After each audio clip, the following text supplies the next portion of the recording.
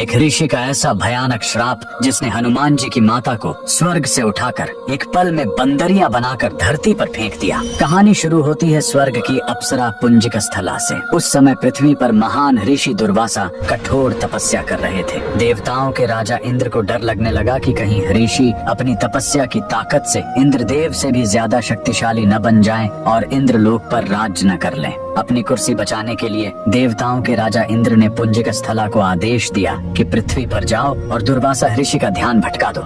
इंद्र के आदेश पर वह ऋषि के आश्रम गई और उनकी तपस्या में बाधा डालने लगी।